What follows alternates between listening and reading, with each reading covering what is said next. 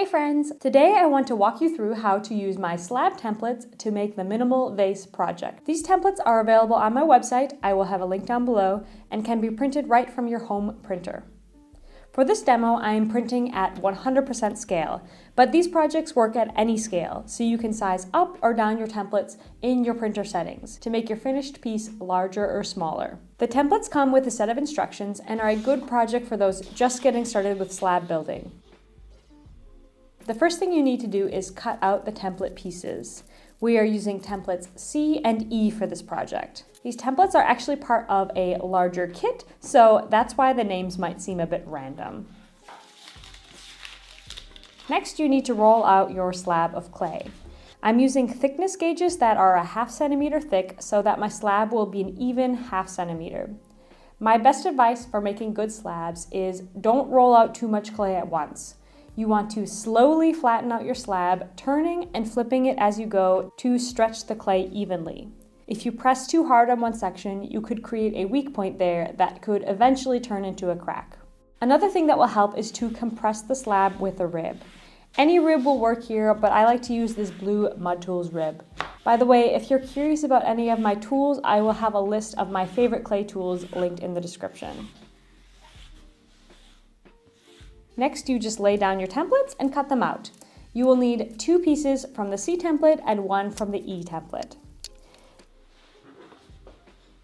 Now, before I start, my trick is to dry my template pieces out just a little bit. So I put them in front of the fan for about 5 minutes.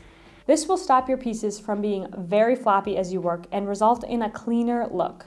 Now, this part is totally optional, but I do think it's worth the effort. Okay, so first you want to start assembling the body of the vase. That will be made up of the 2 larger pieces, template C.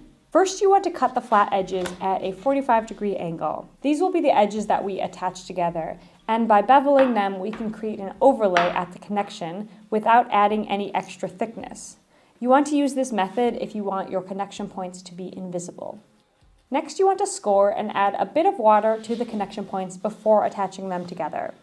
If you skip the step where you put your pieces in front of a fan to dry out, then you should also skip the step of adding water here, as your clay will be wet enough and adding water risks making your pieces sloppy and difficult to work with.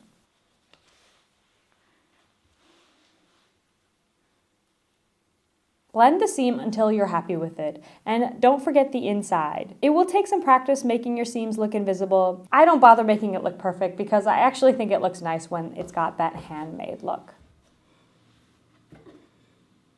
Once you've assembled one part of the body, set it aside while you work on the second.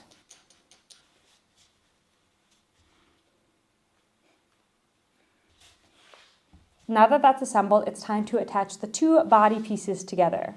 Once again, you should slip and score the parts you want to attach.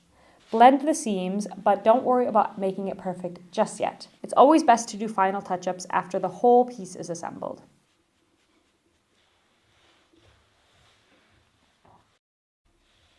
Okay, now it's time to add the bottom of the vase. This will be the last piece, template E. You'll notice that template E is bigger than it needs to be. This is actually intentional because you want to attach the piece first before cutting the bottom to size. So you want to use a needle tool to mark where to score and score both sides before attaching them together.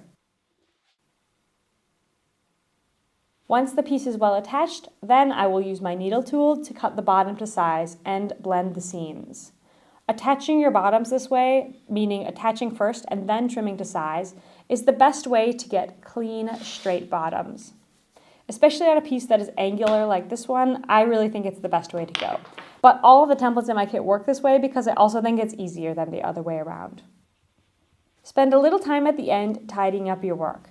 I like to use a finger or sometimes a paintbrush if I need to get into tight cracks. Then your pot is ready to dry out. With builds like this, I prefer to slow dry the pot for 24 hours under some cloth or plastic before I let them dry out completely.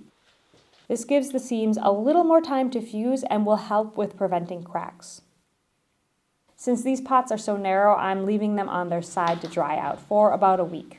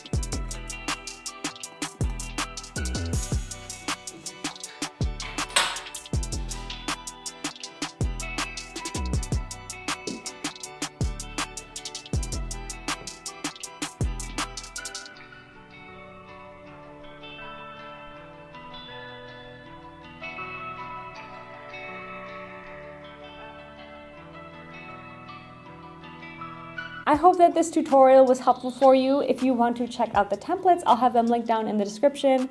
I'll also include a few extra links, like the link to my online glazing class if you're interested in learning all about glazing, as well as the links to my tools. As always, if you have any questions, you can reach out to me in the comments below or DM me on Instagram. I love to hear from you. That's it for me today. I hope that you have a lovely and creative day. Bye, friends.